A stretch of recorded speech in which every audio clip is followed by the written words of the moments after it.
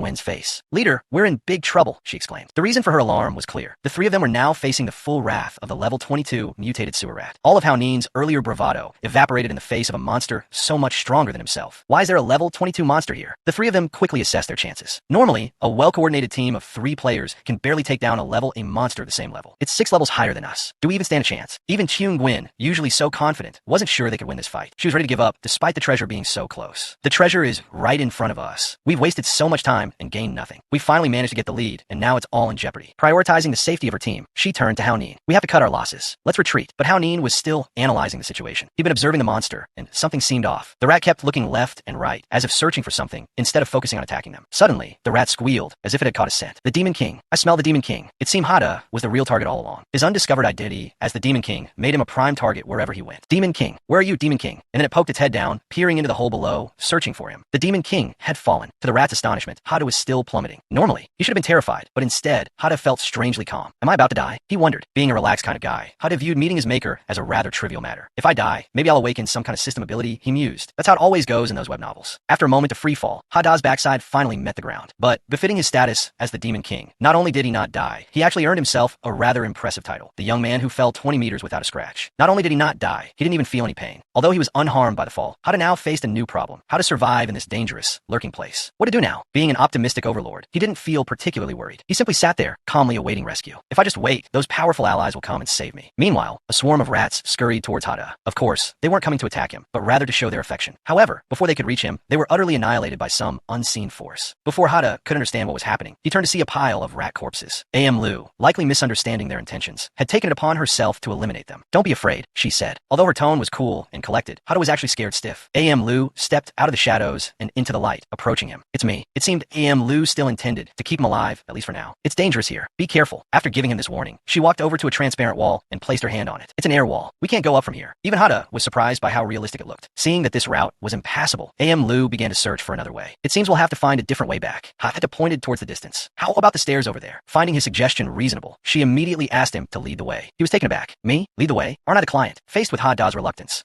Lu simply stood there, speechless. She seemed to be considering how best to persuade him. A moment later, she put on a pleading expression. What? You want an assassin from the hidden sound to walk in front? That wouldn't be very mysterious, would it? It ruins the romantic setup, you know? Don't you understand? I don't understand what you're talking about, he replied. But after a bit of back and forth, Hada finally relented. Fine, as long as you protect me. A.M. Lu remained behind him, keeping watch. As she followed, A.M. Lu couldn't help but observe him. Men are such fools, she thought. Just a little coaxing and they drop their guard, leaving their backs exposed. Hada's obliviousness amused her as she imagined what would happen next. When he finds out our real goal is to steal his treasure, he'll certainly regret this. Just as Hada realized something and turned to tell A.M. Lu, Gwen activated her backstab skill, preparing to send him off to meet his maker. Hada must have been a world-saving superhero in a past life to be this lucky. He'd intended to offer A.M. Lu the roasted chicken, but Gwen, in her lunge towards him, ended up stabbing the chicken instead. A.M. Lu felt a distinct squish. A roasted chicken had just intercepted a potentially fatal blow. What in the world? He quickly explained his actions. Before this, when I learned the advanced skill, I accomplished a lot. You haven't sprayed blood yet, so I wanted you to eat this. It might help you recover a bit. Hada looked down at the dagger in her hand and asked a question that sent a shiver down A.M. Lu's spine. Is this dagger for eating chicken? He'd only just asked A.M. Lu, hadn't even done or said anything to Hada herself. Yet she seemed to take it personally, blushing furiously and running off as if her heels were on fire. Suddenly being offered chicken made A.M. Lu question everything. This man, something wasn't right. He looked like a weak, short fellow, yet he could spend 10 gold pieces and possessed cooking skills. She couldn't shake the image of Hada using the roasted chicken as an absolute defense. Roasted chicken as a shield, completely blocking her attack. A.M. Lu began to doubt Hada's true combat abilities. That attack of hers. Even a level 16 warrior using a shield wouldn't have escaped unscathed. A wall of suspicion rose between her and Hada. This man was definitely hiding a huge secret. She had to be careful. That chicken, it must be poisoned. Finding another gold piece belonging to Jordan, A.M. Lu's paranoia intensified. After consuming that poison, one would be completely controlled, becoming a puppet. Irreversible. She absolutely couldn't eat it. Her mouth could refuse, but her bottomless stomach couldn't resist the allure of roasted chicken. Delicious. By the time she realized she'd eaten it, it was too late. The roasted chicken had already disappeared into her belly. Damn it, it was so fragrant. She couldn't help herself. Even after swallowing, the delicious taste lingered on her tongue. An exhilarating sensation, like floating on cloud 9, washed over A.M. Lu. The quickest way to to a person's heart was truly through their stomach. She already felt a surge of power coursing through her. Job level up, beginner assassin to assassin. Who knew Hada's roasted chicken was so potent that just a small portion could cause a level up? A.M. Lu held the remaining chicken, gazing at it with newfound appreciation. This roasted chicken not only raised me 5 levels consecutively, but also leveled up all my skills. It even triggered my job advancement. Her perspective on this miraculous roasted chicken had completely shifted. This wasn't just roasted chicken. It was a repair machine. She looked at Hada's expectant face and pondered. As a professional assassin, she'd sworn to seek out the strongest players. Wouldn't someone with this kind of power be far stronger than that idiot Hao Nin? After experiencing the effects of Hada's cooking, A.M. Lu now rated him far above Hao Nin. One Hada was worth several Hao Nins. After a brief assessment, M. Lu bowed deeply, causing Hada to stumble back in surprise. I am yours. I will do anything you ask. This sudden shift in demeanor was unexpected. Hada, instead of feeling pleased, was thoroughly unnerved, convinced he was dealing with a lunatic. He offered a strained smile at her fervent declaration. There's no need for repayment. Just protect me. A.M. Lu, looking puzzled, replied. But if I don't spit blood, how can I protect you? Hada turned slightly, reiterating, protect me. After all, I'm the one paying you. At this, A.M. Lu seemed to have an epiphany, staring at him, wide-eyed and speechless. She remained silent as Hada continued onward. Surprise. Just moments ago, A.M. Lu was contemplating assassination, and now she was utterly captivated by Hada. I understand. I will protect you, Master Hada. While they searched for an exit, Hao Nin and his group were still grappling with the giant rat. The mutated monster, ambushed and relentlessly attacked, was now bleeding profusely. The colossal rat collapsed, thoroughly pummeled by Hao Nin. Everyone expected Hao Nin to be eliminated by the higher-level monster, but the opposite occurred. The rat, having lost the will to fight, lay defeated. I injured the Demon King. I don't deserve to live, it seemed to lament. Overcome with guilt for creating the hole that caused Hada's fall, the rat chose death as atonement, seeking inner peace. Even Hao Nin was bewildered by this bizarre turn of events. It stabbed itself to death, he wondered aloud. Wen, initially fearing they were doomed, was equally astonished by their victory. Mistaking the rat's suicide for Hao Nin's handiwork, she exclaimed, he actually did it. He defeated a monster 6 levels above him. Is this Xiao Hao's true strength? After a few seemingly ineffective strikes, Hao Nin unexpectedly unlocked the title of Supreme Expert, the requirement, defeating an elite monster 5 levels higher. His luck was undeniable. A life-threatening situation had transformed into an opportunity for advancement. Legendary title equipped, Supreme Expert. Confirm. A prompt appeared. His power surged, leaving him ecstatic. I can't believe I gained such unexpected power. Am I the main character after all? Have I awakened some ultimate ability? Despite their safety, Wen remained apprehensive. This place is too strange. I have a bad feeling. Basking in his newfound power, Hao Nin's arrogance swelled. I'm the Supreme Expert now, a man who can slay a level 22 monster. What is there to fear? His boasting was cut short by Wen's shriek. Xiao Hao, look. Contrasting with Wen's terror, Hao Nin scoffed. See what? There's nothing there. You're seeing things. Behind you, she insisted. He turned in surprise. A ferocious ginger cat stood before him. The hot-tempered cat didn't give Wen a chance to react before lashing out, sending him flying into a wall with earth-shattering force. A gaping hole now adorned the wall, offering a panoramic view of the city at night. Wen, still stunned, could only gape. How could this be? He thought. A demonic cat, a level 35 A-rank monster. He'd been warned, but he'd ignore the advice, and now he faced a beast nearly twice as strong as the sewer lord, and a leader-class monster, no less. Enraged by the disturbance to its peace, the demonic cat pressed its attack. It unleashed a level 1 yawn skill, a simple yawn that rippled with energy waves, expanding into the air. The shockwave separated Wen from Hao Nin, throwing him to a different part of the building. Beside him lay A.M. Lu, her strength spent. She was so exhausted she could barely move. A thought struck Wen. Leader-class monsters, weren't they supposed to be found only in field boss events and dungeons? Could it be? This realization explained the unease he'd felt since entering the building. Something had felt wrong. Had this place become a dungeon? Panic rippled through the group as the truth dawned on them. That explained the level 22 elite monsters. What do we do? Hao Nin appeared, clutching a beginner's health potion, plus 50 HP. I'll distract the monster. We'll find a chance to retreat. Before he could move, the demonic cat reappeared. With blinding speed, its sharp claws lashed out, raking across Hao Nin's face. Hao Nin was flung from the building again. His health plummeting, he cried out, idiot, support me. Wen, spurred to action, cast a healing spell. Realizing defense was futile, Hao Nin decided to change tactics. I have to counterattack. But before he could react, the demonic cat materialized before him once more. The once confident Hao Nin had become a plaything for the feline, his bravado reduced to slapstick. The demonic cat was so powerful it didn't even need to fight seriously. Toying with Hao Nin was enough to make him a laughingstock. His face, battered and swollen, was almost unrecognizable. Supreme Expert, he muttered, clinging to the title even as the demonic cat decimated him. Finally, his health depleted, he gave up. Stop healing me, he told Wen. Just let me die. Faced with this precarious situation, even 69 couldn't remain idle. We're doomed. Against a level 35 boss monster, even 5 players of the same level might not stand a chance. Hearing this, she anxiously turned and urged, then we need to cover Xiao Hao's retreat immediately. But as soon as Xiao Wen turned, she saw 69 had teleported to a distant building. When did she get so far away? Surprise, old lady. She had abandoned her teammates and saved herself. My apologies, you two. We formed this team on a whim. We're not suited to live and die together. Left alone in this predicament, Xiao Wen felt a pang of fear and betrayal. Even if it makes sense, it's still outrageous. Although Hao Nin was playing dead, he couldn't escape the monster's sharp claws. Xiao Wen turned back to see him on the verge of death and cried out, Xiao Hao. In that life or death moment, a door opened and someone stepped in. It was none other than Hada. Seeing the demonic cat, he called out, Bao Bao. To everyone's astonishment, the ferocious cat, upon seeing Hada, pounced towards him, completely ignoring Hao Nin. Contrary to its previous ferocity, Bao Bao transformed into a sweet, docile, and rather plump cat. Hada received Hada's pet, Bao Bao, level 1. It turned out to be his pet. It nestled contentedly in his arms. It's alright, You're safe now. My precious must have been terrified, right? Seeing Hada coddling the cat as if nothing had happened. Xiaoguin and Hao Nin were dumbfounded. They had almost been deleted from existence by this creature. However, Bao Bao, despite being Hada's pet, still glared at them menacingly. The realization of the mind-blowing truth hit them like a ton of bricks. The dungeon boss is his pet. In the kitchen, Hada reached up, searching for cat food. Soup, canned food, a food bowl. He used up all the cat food. Behind him, Hao Nin slung an arm around Xiaoguin, grinning. Although things took an unexpected turn, we're saved. This guy looks weak and unassuming, but he tamed the dungeon boss as a pet. He's hiding something. He's definitely more valuable than we thought. Keep him alive. We can exploit him for all he's worth. He then glanced at the other two, smirking arrogantly. Lu, you did well. Hao Nin then looked pointedly at 69, implying a contrast. You're my most reliable companion. 69 turned away, feigning indifference. He continued, come here. I'll reward you with a hug from the supreme expert. What do you say? Lu, standing nearby, darkened her gaze. Seeing her approach, Hao Nin said, good girl. Don't worry. As long as you follow me, we'll remain the strongest team. But unexpectedly, Lu lunged forward, attacking Hao Nin and 69 with a knife. Both of them collapsed, blood spurting from their wounds. Lu glared at them with fury. How dare you try to take advantage of Master Hada? You deserve to die. Hao Nin lay stunned on the ground, bewildered. Lu, what are you doing? He asked. She looked up at him, her expression furious. You dare ask? She lunged at him again, stabbing him twice more. Qiongwen, standing nearby, cried out in horror. Captain, after the attack,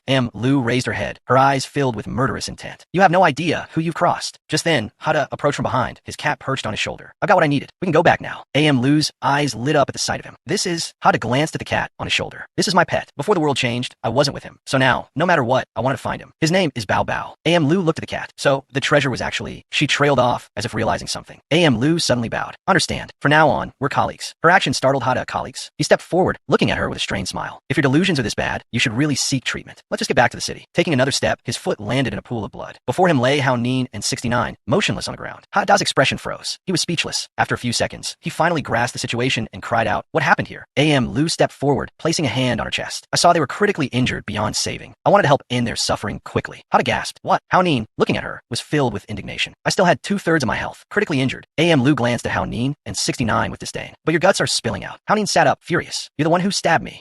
Lu pressed a hand to her forehead dramatically. Oh dear, it's too late. They're beyond saving. They can still be saved. Hao Nin roared. Nearby, Qiongwen was desperately channeling her magic to heal them. I can't stop the bleeding. Qiongwen's voice was filled with panic. They're losing blood too fast. I can't hold it. Hada asked, bewildered. What's going on?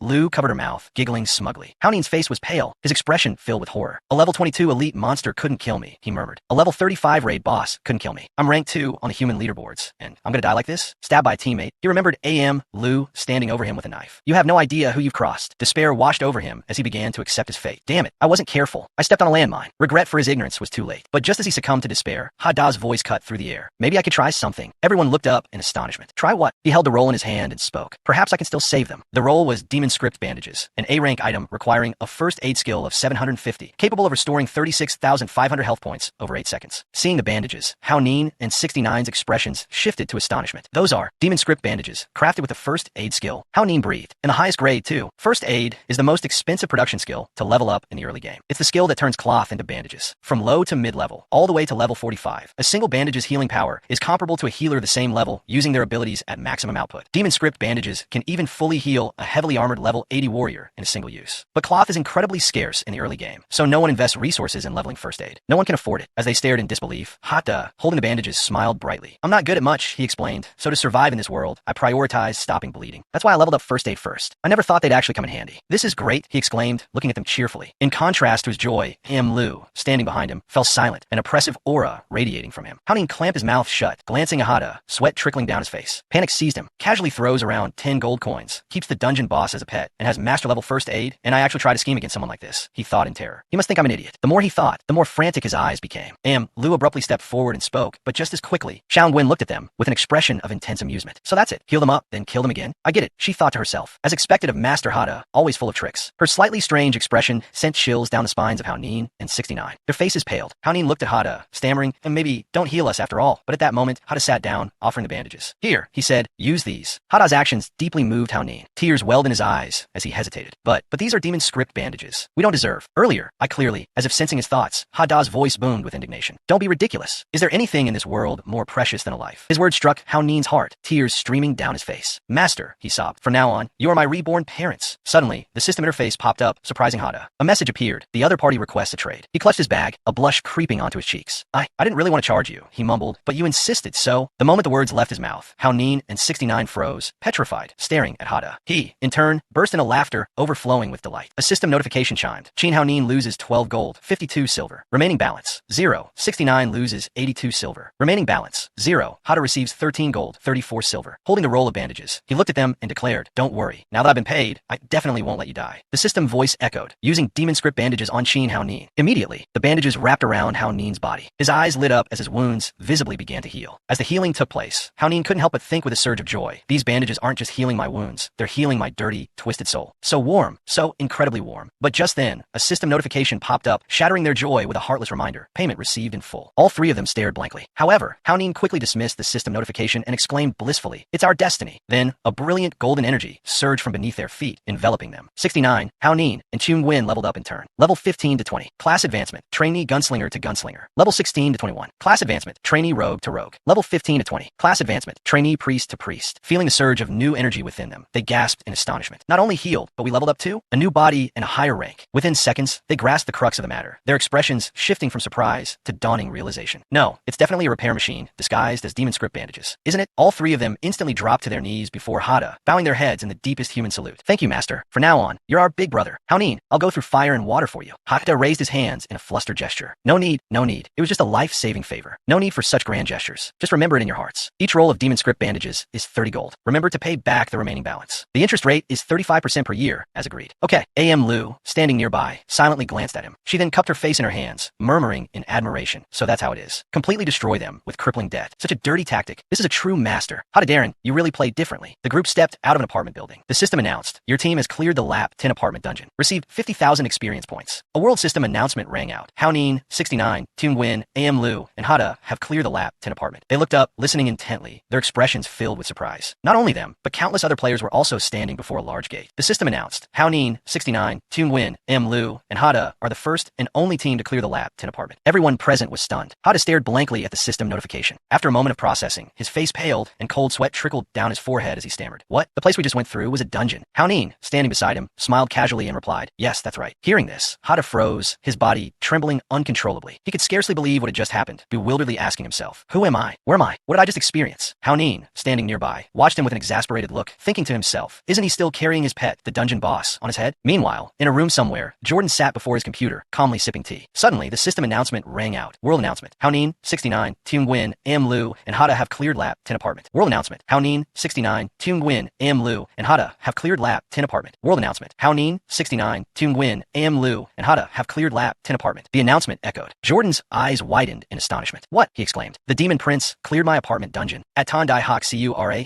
University, a reporter, spotting the group, excitedly cried out, they're back, they're back. Hada and his companions strolled casually through the throng of people, everyone around them buzzing with admiration and chatter. Oh my god, they're the first team to clear that dungeon, someone exclaimed. They overleveled the dungeon by 10 levels, another shouted. Flustered by the praise, Hada brought a hand to his face, blushing slightly. It's nothing, he mumbled. I'm just a financier. I just lie around. Beside him, Haonin strutted along, casting arrogant glances around him. A.M. Lu observed the scene with a critical eye, while Chun Win shyly kept his head down, embarrassed by the attention. The crowd continued to marvel. How did they even manage that? Someone asked in disbelief. Suddenly, a young man pointed at Haonin. It's Qin Haonin. All eyes followed Haonin as the crowd erupted in further praise. Isn't he the pro gamer who dominated countless MMOs and RPGs? It wasn't just the two young men. The entire crowd joined in. Look at his title, Supreme Champion. No wonder he could clear the dungeon. He's the WCG champion. Haonin tossed his hair back, a smug grin spreading across his face. I see you have some discerning eyes, he said. But clearing this dungeon wasn't just my accomplishment. It was thanks to my big bro here, this guy right here. He gestured towards someone ahead of him. A voice called out, congratulations. The group stopped and turned towards the source of the voice. A.M. Lu turned to Hada, asking, who's that? It was Jonder, standing before them, breathless and looking exhausted. The group stared at him in surprise. Jonder's face was pale, sweat dripping down his forehead. He thought to himself, that was close. I almost let them reveal everything. If the demon prince's disguise is blown, everyone here will be silenced. After catching his breath, he straightened up, composing himself into a serious demeanor. Jonder placed a hand on his chest and calmly approached the group. You all played exceptionally well, he praised. On behalf of Sky City, I offer you our highest congratulations and honors. Hada beamed. Jonder, big bro. Haonin, standing beside him, thought, there's no need to shout like that, is there? Suddenly, Jonder lashed out. Tie up all of them except Hada, then drag them away. 4 brave warriors, please follow me. I will personally award you your medals. Hearing his words, the surrounding crowd couldn't help but ask in confusion. 4? Why 4? As if realizing the issue, Hada spoke up. I'm the boss, so I don't count. That's normal. Dulan Dao suddenly punched the wall hard. He looked at Haonin with a seemingly friendly gaze and said, do you want to die by talking so much? This expression made Haonin tremble with fear, thinking to himself, the hope of humanity. And he has this kind of personality? Dulan Dao turned to look at the remaining 3 and said sternly, in short, that person's identity is not simple. 69 looked at him and said, even if you say so. Hearing this, Dulan Dao asked them, do you know why he doesn't display his level in class? 69 69 tilted their head and replied, isn't it because he's hiding it? He immediately retorted, no, it's because he doesn't have any. He's not a player at all. As soon as he finished speaking, the group exclaimed in astonishment. What? Hao Nin continued, not a player? Then what is he? A.M. Liu, standing beside them, looked at them and answered, a demon. At her answer, 69 turned to look at A.M. Liu and asked in a panic, what did you say? A.M. Liu's eyes darkened, and she smiled wickedly, replying, moreover, possessing such overwhelming power, he must be a high-ranking demon. At the same time, she thought to herself, I guessed it all. In response to her words, Dulan Dao tilted his head in silent praise. This quiet girl is unexpectedly intelligent. This is delightful. He then smiled faintly, bowed his head, and replied, you guessed right, but he's countless times more terrifying than ordinary high-ranking demons. His true identity is the Demon King. As soon as Dulan Dao finished speaking, everyone except A.M. Liu was incredibly shocked and exclaimed in unison, what? A.M. Liu, however, remained calm and said, it makes perfect sense. Dulan Dao looked at them and explained, he pretends to be a weakling who's been captured. So, he is a weakling who's been captured. To prevent something terrible from happening, we have to play along with him. If we try to expose him and anger him, it could lead to our annihilation. The four of you currently hold the top 4 spots on the leaderboard. Just like me, you are the hope of humanity. Hao Nin turned serious and asked, so, then, Zhonder extended his hand towards them and suggested, let's cooperate. Let's wait for the opportunity to kill him. Faced with this proposal, Hao Nin didn't hesitate to extend his hand and immediately agreed. Victory will surely be ours. Immediately after the agreement, Zhonder turned to leave, looked at them, and said, happy cooperation then. Before leaving, he didn't forget to turn back and remind them, let's protect the truth, protect the world. Then his figure gradually grew smaller and disappeared. After he left, 69 frowned slightly and muttered, I knew he was powerful, but I didn't expect it to be like this. Then, looking at Hao Nin, they asked, Captain, do you really want to cooperate with Zhonder against Hada? He glanced sideways at 69, a sly smile playing on his lips. Of course it's a lie, just tricking the NPC. As a professional, I understand the current state of this world perfectly. No one can defeat him, so why would I seek my own death and become his enemy? Those who readily betray me in times of danger shouldn't talk about wanting to be righteous partners now. Hearing this, 69 sighed softly and spoke, indeed, our only goal is victory. Hao Nin then turned to the remaining 2 and asked, what about you two? A.M. Liu glanced at him and replied, if you truly want to become Hada's dogs, continuing to team up is fine. Hao Nin felt as if an arrow had pierced his chest at her words. An image flashed through his mind. M. Liu, head bowed in subservient reverence, obediently complying. And him, head held high, arrogantly declaring, you may listen to me. Hao Nin waved his hand dismissively. Next time you ambush your teammates, I'll retaliate. A.M. Liu glanced up, her expression considering. Chung Wen then shyly lowered her head and spoke softly, and me, I'm the same. But before she could finish, Hao Nin interrupted, it seems everyone has reached an agreement. Seeing this, she exclaimed in a panic, I haven't finished yet. Hao Nin reached into his pocket and declared, then let's become villains. From this point on, we're the first human team to join the Demon King's forces. Within the city, a middle-aged man looked down from above and asked, I heard a team of players cleared the Lap 10 apartment dungeon. His subordinate replied, yes, humans are very tenacious and can always surpass their limits, achieving unexpected results. Hearing this, the man smiled with great satisfaction. Good, very good. It seems the day we defeat the Demon King is approaching. He then continued, has Dulan Dao returned yet? His subordinate replied, General, there's good news and bad news. The man responded, tell me the good news first. The subordinate quickly reported, Dulan Dao has returned. Hearing this, the man immediately turned around, exclaiming joyfully, then the mission to kill the Demon King must have been a success. But his joy was short-lived as his subordinate's next words rang out. The bad news is, Dulan Dao also brought the Demon King back. The man froze, stunned into silence. His eyes wide and vacant. He asked, brought him back? For what? Some kind of thrilling raise-your-own Demon King game. The subordinate looked at him, forcing a smile. Dulan Dao relayed that when the Demon King was born, it wasn't like the prophecy said, a newborn in a cradle. He was in his complete form. Hearing this, the man exclaimed in alarm, complete form? His subordinate pointed towards the door. He will personally explain the specific situation to you and the other superiors. Please come to the communication room. General, Dulan Dao, Zhonder is also on his way. From outside, Zhonder slowly entered. Upon seeing him, all the attendants bowed respectfully. Greetings, Zhonder. Greetings, Zhonder. Hail, Zhonder.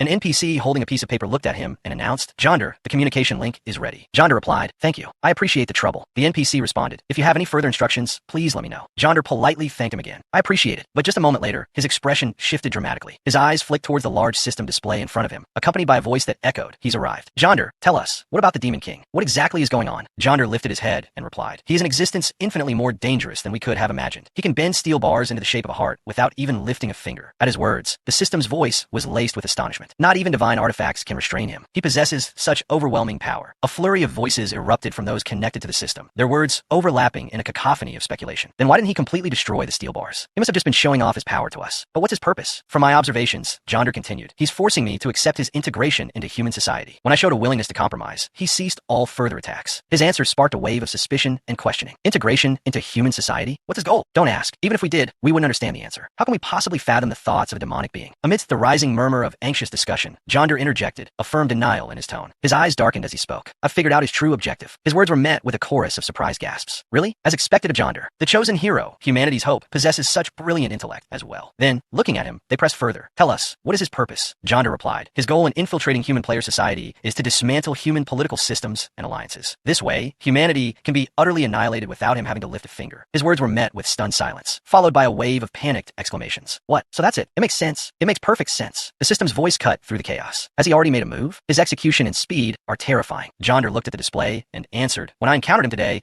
he was in the process of assimilating our most promising team of players. Fortunately, I arrived in time to thwart his plan, and I've established a cooperative relationship with that team. A chorus of praise followed. As expected of Jonder, humanity's hope, one of the participants, clearly involved in the situation, voiced their own thoughts. In other words, he used the lap 10 apartment dungeon because it bypasses the system, right? Jonder confirmed, precisely. It was a way to build his reputation and sow discord. Currently, there are two types of monsters in this world. One type is mutated from native Earth flora and fauna, warped by the demonic energy awakened by the Demon King. For example, the mutated attack rats. The other type are the demons from the Destiny planet, just like us. They're the true enemies of this world. The Demon King's subordinates, the Annihilation Demons, led by the Demon King himself, seek to destroy this world. They were defeated by the human players, led by the hero. This is the main storyline of the Destiny planet. The power of the demons and those mutated monsters is like the difference between heaven and earth. But only the most elite and powerful among them can be designated as leader class. So the final boss in the main dungeon is actually leader class. And that dungeon is actually a base that the Demon King's army built on Earth. His words sparked outrage, and angry voices erupted around him. To achieve his goals, he won't even spare dungeons. How utterly evil. I'm wondering, is it possible that this Demon King actually has amnesia and doesn't know his true identity? One of them suggested. The words stunned everyone into silence, and all eyes turned towards the speaker. What did you say? The voices in the system chat erupted in protest. Absolutely impossible. Don't tell me you're suggesting that assimilating humanity's highest level team through his own dungeon is just a coincidence. Jonder, seeing this, smiled and spoke up. You're all so adorably naive. One of the voices in the system chat, seeing his reaction, panicked. Sorry.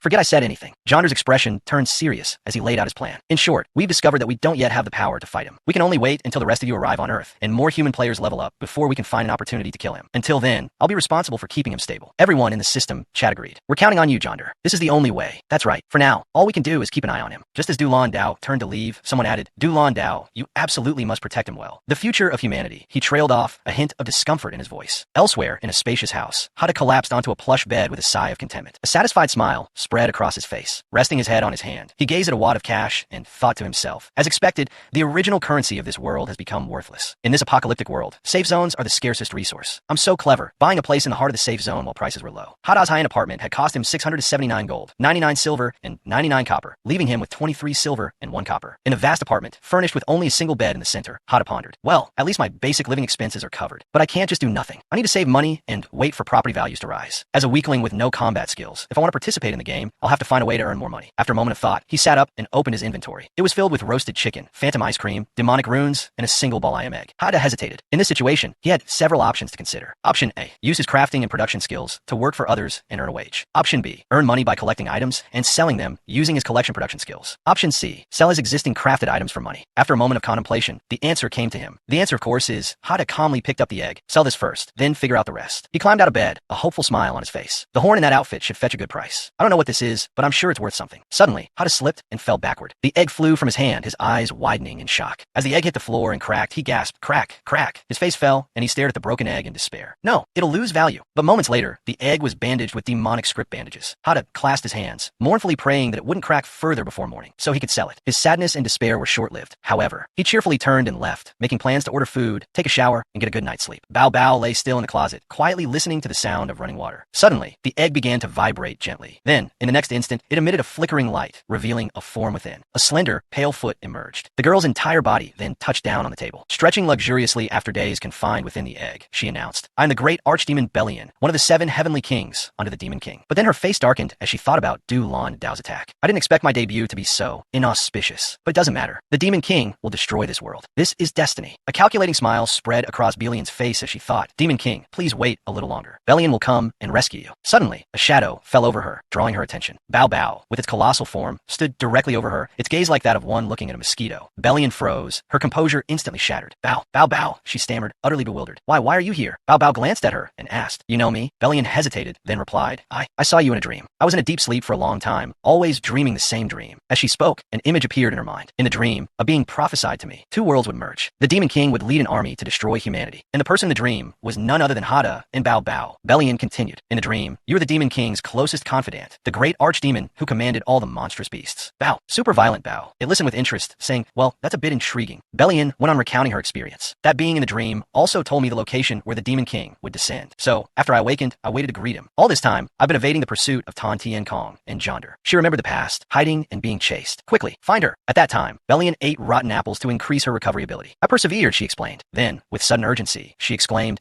but I never expected that the place where the Demon King was born would be ambushed by Du Lan Dao. Bao Bao, hurry. We must go save the Demon King. But Bao Bao calmly replied, there's no need for that anymore. Belian was stunned. WHY. Hada was still humming in the shower. Outside, Bao Bao answered Belian's question. He's not at the initial stage. He's not in a newborn state in a cradle. He doesn't need our protection. Its face grew serious. Not only that, but his current level is at least. Its expression turned menacing as it emphasized, for digits. Belian gasped, shocked. What? For digits? Bao Bao returned to its calm demeanor, licking its paw. I don't know the exact number, but let's just say don't look. It'll only add to the chaos. Belian, no longer questioning Hada's situation, suddenly asked, so what about you? What state are you in now? Bao Bao glanced at her. This level? This is just a disguise, of course. An oppressive wave of power radiated outwards. Bao Bao's voice turned icy. The Demon King has established a link with me. The hierarchy of power means nothing to me anymore. Belian, hearing this, broke out in a cold sweat. A link? You mean, you can directly borrow the Demon King's power? Recalling the moment she fell into Hada's arms, Bao Bao continued. When the Demon King found me, I was only level 35. She reminisced about the days Hada had cared for her. Bao Bao, brimming with self-satisfaction, spread her hand. But still, we've been together for years. Our emotional bond is much stronger than yours. It's understandable that he values me. It's truly admirable, isn't it? Belian, listening to her, giggled excitedly, thinking to herself that she too must strive to one day establish a deep connection with the Demon King. Suddenly, Bao Bao changed the subject. There's something incredibly important I need to tell you. Belian immediately looked up, intrigued. Something incredibly important? Bao Bao gave a sly smile. Master led us to infiltrate the human population. We're working as spies now. Belian was once again shocked, stammering, spies. She began to speculate, sneaking into human society and destroying their political systems and alliances. So there's no need to waste effort defeating humanity directly. So that's it. That's our plan. Bao Bao, licking her paw, warned, don't jump to conclusions. His goal isn't as simple as just destroying the world. Belian, instantly delighted, said dreamily, as expected of the Demon King, he clearly has the power to crush the world, but he chooses to savor it slowly. Bao Bao, seeing this, sighed in exasperation. Stop making things up. Are you even listening? So annoying. She didn't want to say anything more, concluding, anyway, we also have to cooperate with him, pretend to be newbies who know nothing. Absolutely do not expose him or ruin his plans. Belian immediately replied, don't worry. She looked at Bao Bao excitedly. We're putting on a play, right? Whether it's as his wife or his maid, I'm ready. Bao Bao glanced at her with a hint of disdain. I can't tell you much more. After all, you're not very bright. But if Master specifically rescued you from the humans, he must have some deeper motive. Suddenly, Hada opened the bathroom door and called out to Bao Bao. He took the towel off his head and said, I thought I heard someone talking. Hada looked towards the table and noticed two presences. He let out a surprise sound. Looking at the petite Belian standing there, he said, this is... She immediately blushed, stammering, and Master, I'm back. He still couldn't believe it, exclaiming, the egg hatched like this? After a moment, he held Belian in his hands, observing her. This size, this character design. She can even move and talk and laugh. Hada's face lit up with excitement. This means I can sell her for even more. But after listening to Belian recount her origins, he hugged Bao Bao with delight. So that's how it is. Your little pet that got blown up by that field boss? How interesting. Belian, placed on a small pillow, replied, yes. She then trembled slightly, shyly saying, Master, my belongings? He simply replied indifferently, ah, I sold those already. My two horns, they're symbol of my noble archdemon's status. He replied calmly, sorry about that. Before Hada could finish, she understood. Since she was going to be sold anyway, it didn't matter. Belian stood silently by the cupboard, feeling wronged. Why? Why was this happening? She recalled Bao Bao's words. Master saved you from the hands of humanity. Surely, he has a profound plan. Tears welled in her eyes as she whispered to herself. The Demon King's purpose in saving me. Was it for money? And now he wants to sell me to humans. Her teeth gritted, her body trembling, but then her emotions took a sharp turn. Her dejection transformed into a simmering excitement. This is exhilarating, she murmured. She imagined the work she would have to do, to be forced to serve lowly humans for the Demon King. Belian even pictured herself being mistreated, beaten, and abused at their whim, a fate she could only endure. After a moment of contemplation, her tear-filled eyes lit up with a fervent excitement. But as long as it's for the Demon King, as long as it's for him, I wouldn't hesitate to sacrifice my life, she thought. I'm so selfless. The thought made her feel noble, her spirit soaring. But then, the excitement flickered and died. A somber silence descended as Belian pondered. But honestly, is the Demon King really that short on money? I finally made it to his side. If I'm sold, I won't be able to protect him anymore. Lost in thought, she spoke up. And Master, if it's about money, perhaps I have another way. Hada, perplexed, asked, another way? Just as he asked, Belian suddenly floated into the air and began to glow,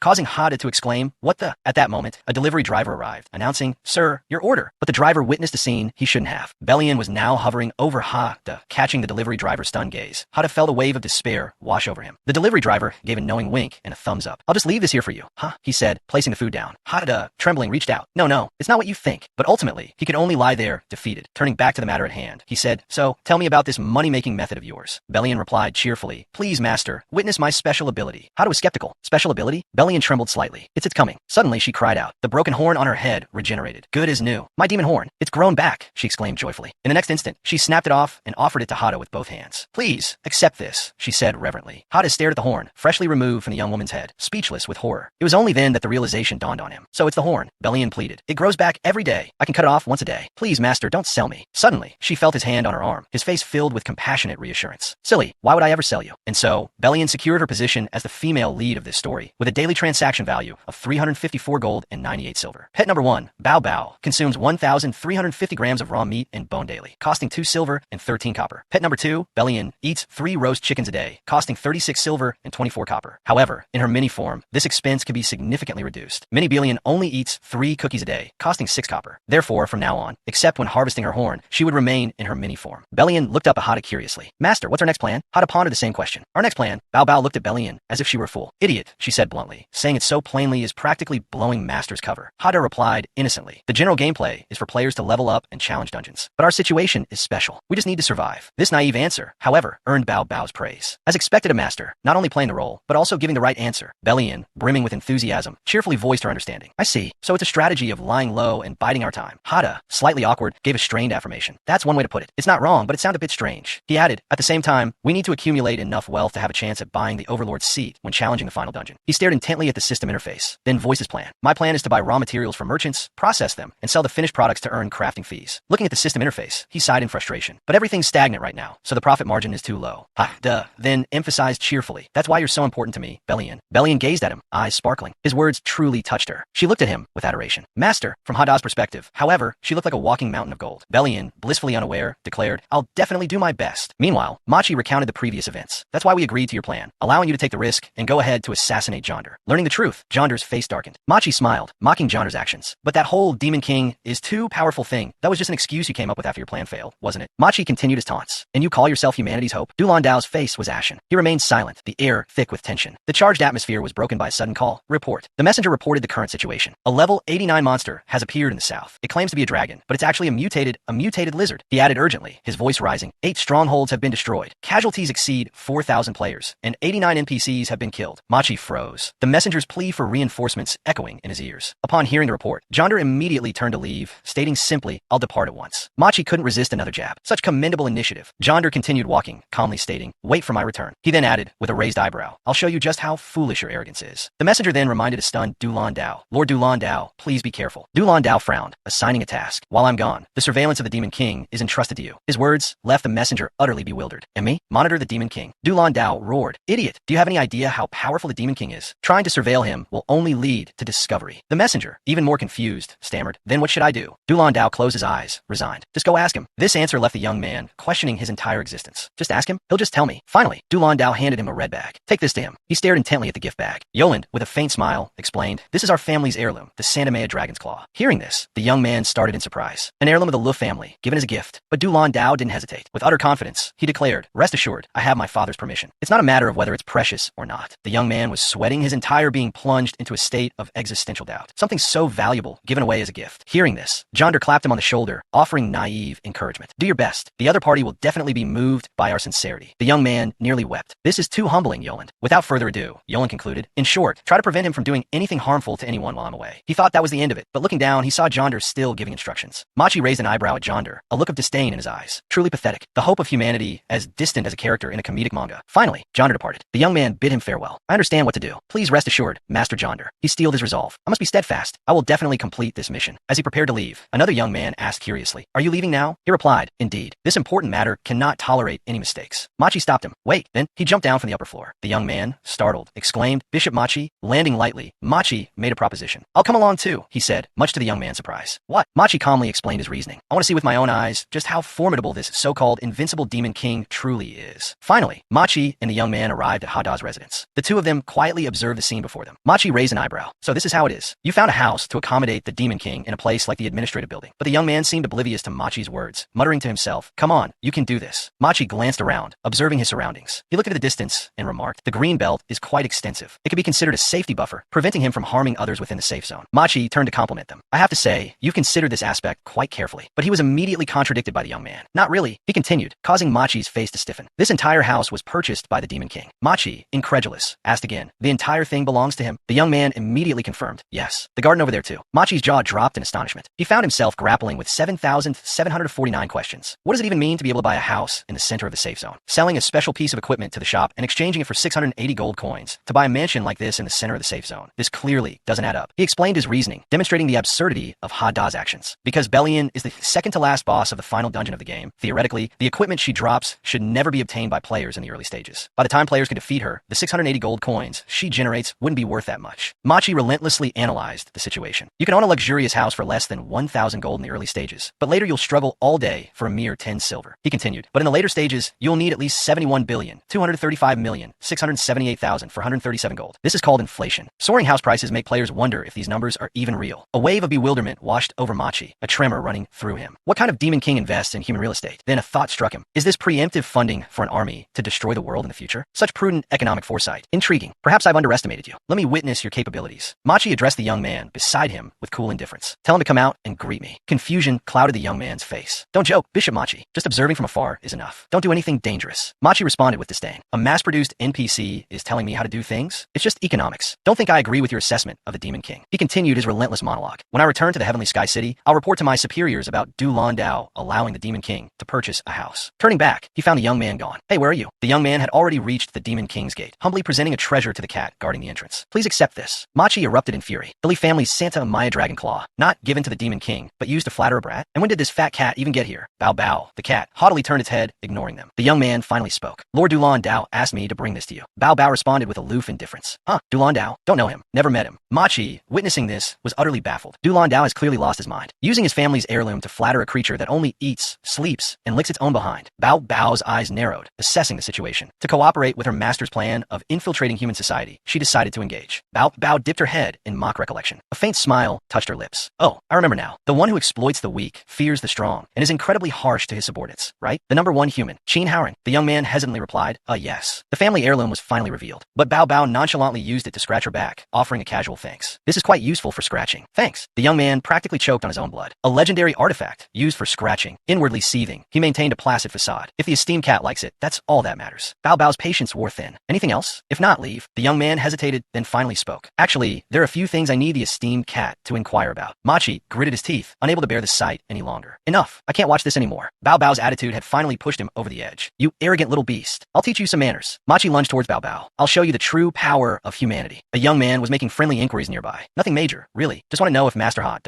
had any plans for world domination in the near future. A level 42 Holy Light Judgment attack, an incredibly powerful skill capable of inflicting massive damage and stunning opponents, was hurtling towards Bow Bow when the cat stood up. Whatever it was, it could wait. The young man continued his friendly questioning for a bit longer, leaving Machi perplexed. We'll talk later, Bow Bow said coolly, glancing up at the sky. Machi followed its gaze upwards. He gasped at the sight before him. A violet dragon materialized in the air above them. A dragon. Machi stared, still struggling to process the reality of it. How is that possible? The young man beside him quickly interjected. No, it's not a dragon. It's a mutated lizard. Bow Bow listened to their exchange in silence. Machi erupted in frustration. Isn't Jonder supposed to be intercepting it? Where is he? The Du Landau he was referring to was, in fact, currently in hot pursuit of the dragon. The dragon soared through the sky, Du Landau chasing after it on the ground. The dragon continued its flight, Du Landau his pursuit. Standing on a speeding vehicle, Du Landau drew his sword. He lunged, aiming a blow at the dragon, but it retaliated with a swift sweep of its tail. Du Landau blocked the attack with his sword, but the force of it was immense. He was knocked from his vehicle and crashed back to earth with a jarring thud. It looked incredibly painful. Dust and smoke billowed from the point of impact. Then, a figure emerged from the debris. He's all right, Yoland exclaimed in relief. Du Landau was still alive. Jonder continued the chase. He glared up at the dragon, teeth gritted. Damn it. The dragon, however, had gained considerable distance. Jonder cursed under his breath. If I could just get a clear shot, I'm confident I could take it down. Watching the dragon's trajectory, Du Landau seethed with rage. That bastard. It's bypassing me and heading straight for the safe zone. It was becoming clear. This dragon wasn't interested in challenging strong opponents. It preferred to prey on the weak. The dragon drew closer and closer to the safe zone. The young man beside Machi shifted nervously. It's heading straight here. What are we going to do? He asked anxiously. Machi, however, remained remarkably calm. He was calculating. Even if it's a monster Du Landau couldn't handle, there's no need to panic, he thought to himself, brimming with confidence. We're in the safe zone. We have the Butte Stool system protecting us. But the system he felt so confident in had been transformed into a heart shape ever since Hada had arrived. Butte Stool, the young man muttered, bewildered. Machi's apparent surprise prompted him to explain. Your Grace, didn't you know? At the three-way intersection, Lord Du Landau forcibly overrode the Butte Stool system's authority over the Demon King. As a result, the Butte Stool system retaliated and, well, this is what happened. Machi cut him off with a sharp, no need for explanations right now. The dragon was now perilously close to the safe zone. Its jaws opened wide, gathering a blinding column of light. The sight shattered Machi's composure. We're doomed, he thought in panic. In a matter of seconds, the dragon unleashed the beam of energy directly at the safe zone. Machi stared, wide-eyed, at the scene unfolding before him. Even he didn't know what to do. There was no protective barrier. If this attack landed, every low-level player in the safe zone would die. Looking at the powerful beam of light, Machi felt a wave of helplessness. We're doomed. The beam hurtled closer and closer to the safe zone. Suddenly, Bao Bao the cat's eyes gleamed. Bao Bao fired a beam of ordinary light towards the dragon. The light punched through the safe zone shield, and then straight towards the dragon outside. Seeing this, Jonder, who was driving down the road, slammed on the brakes. What the? The other two, witnessing everything, knew exactly who had slain the dragon. What? A single blow obliterated that level 84 mutant? The dragon exploded into fragments and vanished. Bao Bao settled back into his previous posture, docile as a house pet. All right, Bao Bao said calmly. Continue. What were you asking? The young man, having witnessed the previous display, had short-circuited. He'd completely forgotten what he was saying.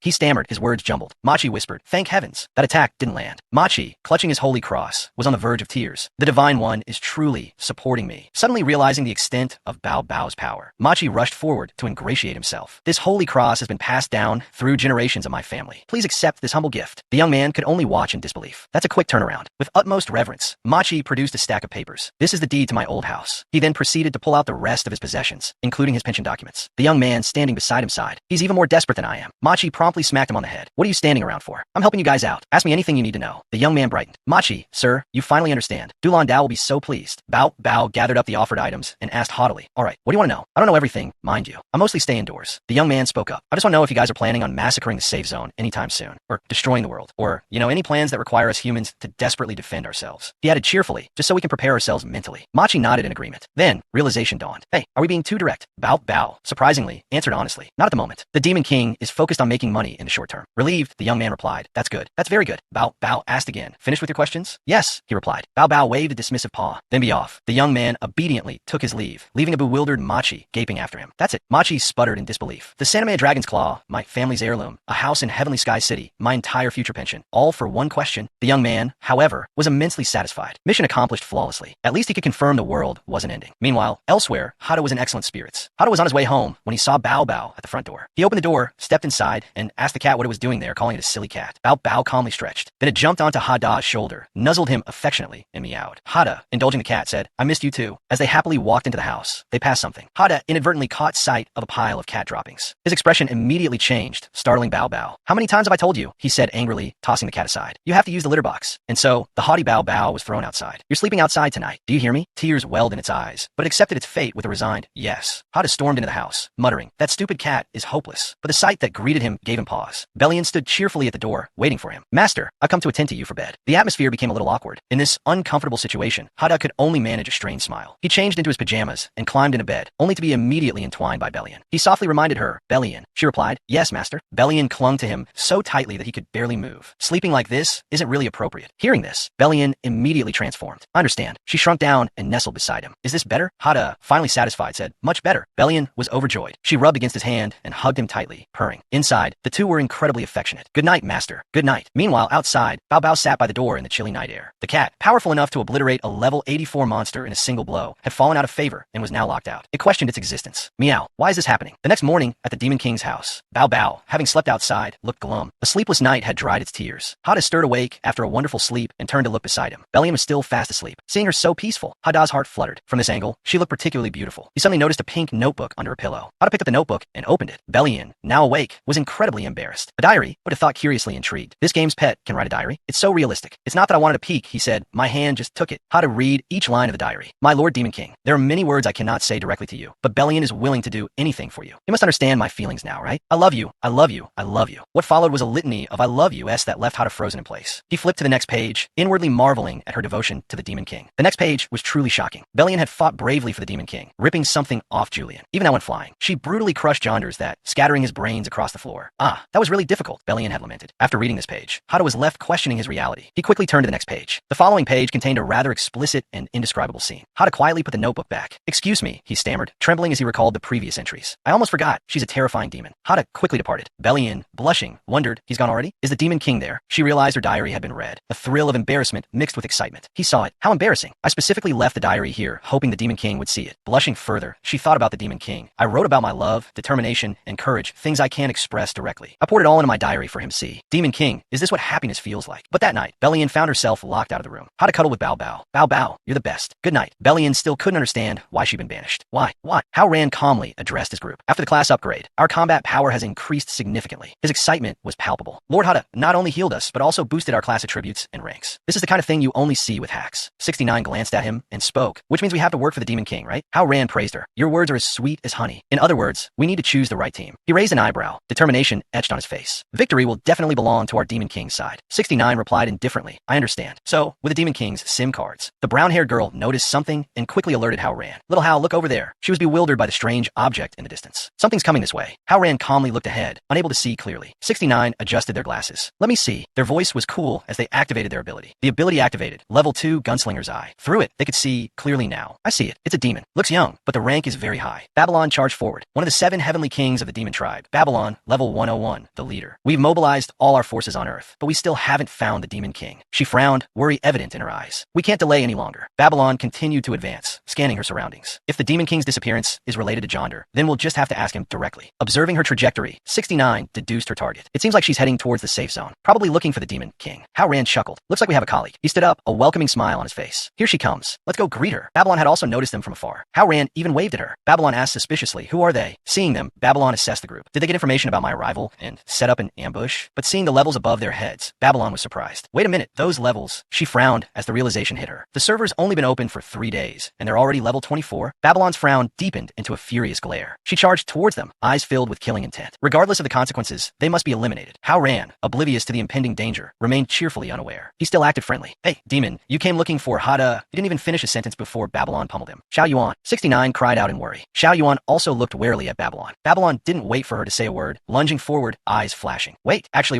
before she could explain, 69 was swiftly dealt with, erased from the scene. Xiao Yuan watched in horror, helplessly calling out, 69. She prepared to heal her companion. Level 3 healing spell. But Babylon stopped her, a malevolent glint in her eyes. Did you think I'd give you the chance? With that, she charged toward Xiao Yuan. Just as Babylon was about to strike, a flash of light intercepted her attack. Confused, she muttered, what? Something actually blocked my attack. Enlu had intervened, her level unknown. Babylon, taken aback, demanded, who are you? Assassin. Enlu spoke coolly, glancing at Babylon. Did you even let me finish? Babylon's mind raced. How? An assassin using a defensive card? She looked down, then realized, no, even a divine card couldn't directly block my attack. As the dust settled, Babylon saw what had blocked her attack, a chicken. Now a roasted chicken. Dumbfounded, she thought, roasted chicken? Hao Ran, struggling to sit up through the pain, his passive skill, stubborn will, activating, granting him immunity from one fatal blow for 29 days, 23 hours, 59 minutes, and 32 seconds. Used a mid-level recovery potion, restoring 500 HP. He choked out. Enlu quickly, tell her. But Enlu, calmly holding back Babylon's assault, said, this isn't just any roasted chicken. This immediately caught Babylon's attention, stopping her in her tracks. Then what is it? Enlu finally revealed the truth. It's a reward from Lord Hada. Then, she launched a series of attacks, pushing Babylon onto the defensive. This power, the attack, actually pushed Babylon back, wounding her. Proof of Lord Hada's blessing. Enlu paused her attack. Babylon, watching Enlu's every move, didn't hesitate to launch a decisive blow. This is the supreme treasure of this world. Vanish. Babylon withstood the attack, though with some difficulty. Enlu held the chicken, now glowing like a true artifact. I call it. She hurled the chicken towards Babylon. The victory chicken. The impact created a cloud of dust and smoke. Xiao Yuan watched in astonishment. A seemingly ordinary roasted chicken had defeated a level 101 demon. Enlu landed, a flush of excitement on her face. Lord Hada foresaw this danger and bestowed this reward upon me. Hao Ran, seeing the silence, yelled out, instead of all that dramatic dialogue, just get to the point. We're on the Demon King's side too. Just say it already. The dust finally cleared. Babylon stood up, a frown etched on her face. A mistake. Players below, level 30, with this kind of power. Unbelievable. Her face darkened. She still couldn't understand what was happening. Could it be some kind of hack? I can't fall here. Completely frantic, she screamed. I have to find the Demon King. On the other side, Hao Ran also received a warning. Leader Babylon's remaining health, 85%. Entering the second stage. 99% loss of reason. 120% increase in all attributes. Hao Ran was terrified, his face pale. We're doomed. She's transforming into her second stage. A loud explosion erupted, accompanied by a blinding flash of light. The situation was spiraling out of control. We can't let her rampage like this. We won't be able to reason with her. Xiao Yuan anxiously asked Hao Ran. Xiao Hao, what do we do now? Hao Ran, after a moment of silence, replied, don't panic. Hao Ran stood up and shouted, we know where the Demon King is. Suddenly, Bellion noticed something unusual. Looking out the window, she saw Babylon's silhouette. That's Babylon over there. She's attacking Hao Ran's group. Bellion frowned, tried to recall something. She seems familiar. Have I seen her somewhere before? Bellion racked her brain, but couldn't quite place Babylon. Bao Bao, seeing her struggle, offered a suggestion. Perhaps you saw her in a cartoon? Meanwhile, Hao Ran tried again to get Babylon's attention. We know where the Demon King is. Hearing this, Babylon paused her transformation to listen. Oh, Hao Ran immediately prompted Xiao Yuan. Xiao Yuan, you tell her. Xiao Yuan, though slightly bewildered, quickly responded. Xiao Yuan began to explain the situation to Babylon. The Demon King is in the safe zone. He's disguised as a captured newbie. We received his invitation. He hired us to pick up his beloved cat. We ran into some trouble on the way and were badly injured. But the Demon King, in his mercy, helped us. He gave us, she continued, bandages that instantly promoted us a whole class and 5 levels. We were so overwhelmed by his power that we pledged our loyalty to him in gratitude. She paused. That's how it happened. A sudden silence fell, broken only by the whisper of the wind. Babylon roared furiously. Not only are you hacking, but you're trying to fool me? At least make up a believable story. She immediately launched an attack. Who would believe such nonsense? Haoran quickly presented their evidence. We have proof. It's a congratulatory photo. The first group to clear the Azure apartments. One small step for you, one giant leap for mankind. This is the Demon King. We have a picture with him. Babylon stared at the photo for a moment, then pulled out her own image of the Demon King to compare. Looking at the drawing of the Demon King in her hand, she bellowed in rage. This isn't even the same person. You're lying to me. Feeling utterly humiliated, Babylon, in a fit of fury, entered her third stage. Body size increased by 1,500%. Attack range increased by 2,000%. 100% loss of reason. Babylon had completely lost control. She screamed, "You hateful humans. You dare ambush me with hacks. I'll flatten everything within 100 miles. Seeing the dire situation, Haoran yelled, "Negotiations have failed. And Lu, attack her." And Lu sat in a corner, weeping. The roasted chicken was disappearing. Lord Hadda's blessing was failing. Haoran, hearing this, began to panic. Could only be used once. Suddenly, something caught his attention. A system notification appeared. 69 has left party 5. Haoran's face stiffened. So we're not. From out of nowhere, a figure lunged towards them. Just as despair threatened to consume Haoran, a flash of light intercepted Babylon's attack. Both Haoran and Xiao Yuan were astonished. What the? Babylon turned to see Belian and Bao Bao. Haoran spoke. It's the leader from that dungeon. Belian smirked. Just in time, Belian faced Babylon. Hold your hand, she warned. Bao Bao, remarkably calm, added softly, causing a scene here will ruin the Demon King's plans. Babylon seemed to grasp the situation, her murderous aura receding. Belian and Bao Bao turned to leave. The Demon King is currently disguised as a human, infiltrating the city, Belian explained. He's implementing deeper strategies and plans. Babylon still seemed agitated. Bao Bao patiently continued. If you cease this, I can take you to him. Despite this offer, Babylon remained unresponsive, and Bao Bao turned away in exasperation. Xiao Yuan, witnessing this, concluded that Babylon had lost her mind. Haoran disagreed. No, even if she hasn't lost it, from Babylon's perspective,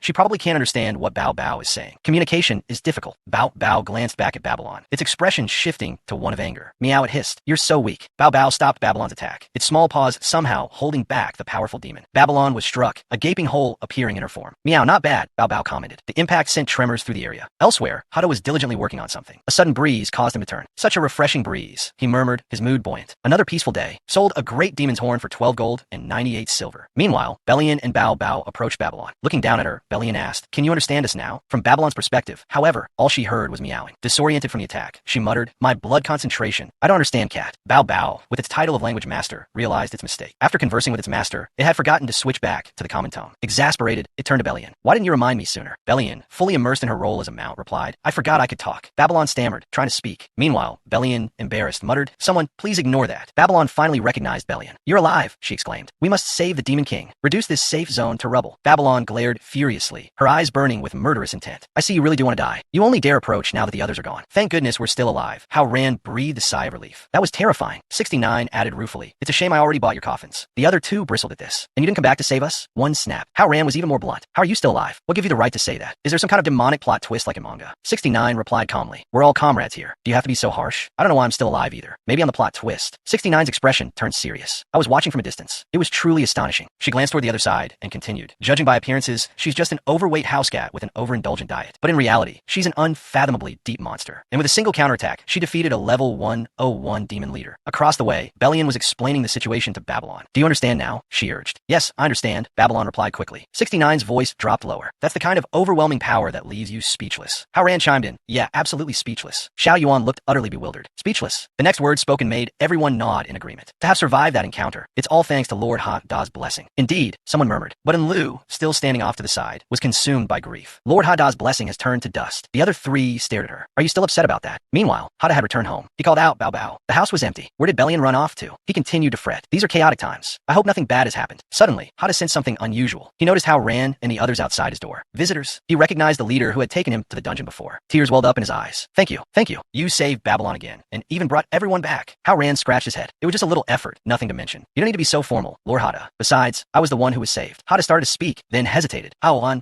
he continued, overflowing with gratitude. "There's no need to be so formal. You can call me Hadda, and I'll call you Haoran. We're friends now, right?" Haoran was overwhelmed. "Really? Wow." Hadda ushered them inside. Come in, have a seat." Haoran added, "Actually, we brought you a little something." Hadda, curious, asked, "Oh, what is it?" On Haoran's shoulder were two small creatures. Haoran explained, "Little pets we found in the wilderness. We thought you might like them. This one is Babylon, level 1 bond after use." He added a further description of the pet Babylon and the collection. Upon seeing Hadda, the little Babylon's eyes lit up. "Demon King, I finally found you." Haoran held out his hand to Hadda. In his palm sat a tiny girl. He looked at the girl in Haoran's hand, a puzzled expression on his face. "Another demon? Why are they giving me this?" he wondered. After a moment, he looked at Haoran, forcing a smile as he politely declined. "My living situation is rather complicated. I can't really take care of any more pets." Outwardly, that was his excuse. Inwardly, he was thinking, "I really don't want it." "Why don't you keep her?" he suggested. At that moment, both Haoran and the little Babylon smiled at him expectantly. But the moment Hadda rejected her, Babylon's Hada's expression shifted to one of utter bewilderment. Her eyes welled up as she gazed at him, a troubled thought echoing in her mind. Rejected, what do I do now? Then, bringing both hands to her chest, she felt around in confusion, silently questioning, could it be? I'm not worthy to be by the Demon King's side? The more she thought, the more despondent she became. Her body trembled uncontrollably. Desperate to find a solution, Babylon removed her 2 demonic horns and offered them up to Hada. Hada, surprised by this gesture, exclaimed, what is this? As she presented the horns, Babylon replied, my metabolic rate is rather fast. I can grow 3 pairs a day. Please, master, accept this as a token of my sincerity. Hada's expression softened, touched by her offering. He no longer refused. Instead, he quickly accepted the horns and placed them on his shoulders. Then, he invited Hao Ran and the others into his home. Well then, thank you all. Please come in and have a seat. And so, the pet Babylon joined Hada's collection. With a daily upkeep cost of 12 gold and 98 silver, she became the newest adornment perched upon his shoulders. Belian, witnessing Babylon's presence, couldn't help but exclaim in astonishment. Inside Hada's home, he led the way for Hao Ran and the others, saying, it's a bit messy inside. Please don't mind. Hearing this, one of them quickly replied, not at all, not at all. Mr. Hada, you're too kind. Hao Ran and the others stepped into his dwelling. But as they entered, a surge of energy from below pushed upwards, startling them all. Xiao Yuan, visibly worried, turned to Hao Ran and asked, Xiao, what was that just now? Seeing their alarm, Hada gave a sheepish smile and said, did I scare you all with the sheer amount of stuff? These are just some basic weapons I made while practicing my smithing. Following Hada's gesture, the sight before Hao Ran's eyes left him speechless. His companions, equally stunned, murmured in disbelief. Basic weapons? There were also several sets of basic armor. Cold sweat beaded on Hao Ran's forehead as his eyes darted around the room in bewilderment. He gaped at a row of armor neatly arranged along one side, utterly shocked. Then, Hada pointed to another area and explained, those are some little dolls I made while practicing sculpting. Aren't they adorable? He asked. Hao Ran, forcing a smile, replied, adorable. They're very adorable. But the faces of his companions had paled, their eyes wide with a mixture of awe and terror. They whispered amongst themselves, this isn't a house, it's an armory. Hada, continuing to lead them, explained, I wanted to sell them, but selling them cheap would be a loss, and selling them at a high price would be difficult. I really had no other choice but to keep them here. Hao Ran, forcing another strained smile, replied, oh, I see. Suddenly, Hada stopped and turned to face them. If you like anything, feel free to take it, he offered. Just limit yourselves to the basic items in the hall. I'm planning to sell the intermediate and advanced ones later. His words left Hao Ran reeling, whispering in disbelief. These are just the basic items? He bowed his head slightly, lost in thought. It makes sense. Even roast chicken can possess incredible power. So why wouldn't seriously forged equipment be capable of defying the heavens? It's nothing to be surprised about. A satisfied smile spread across his face as he reassured himself. Everything is perfectly logical. Then, Hao Ran spoke up. How can we just take these? Hearing this, Hada offered a polite laugh. Of course, the rewards you receive for slaying monsters must be far greater than what I can offer. He and Xiao Yuan slowly settled into their seats. Don't mention it, don't mention it. But as he sat down, something felt amiss. A bewildered expression crossed his face as he thought to himself, this server. He glanced at the chair, then exclaimed in alarm. Is this also demonic energy? Hao Ran's face darkened, and his body trembled. Seeing this, Hada looked at him and said, I made that server myself. No need to be so formal. Please sit. At his words, Hao Ran's face paled further as he slowly sank into the chair, cold sweat beading on his forehead. As soon as he was seated, he stammered, no,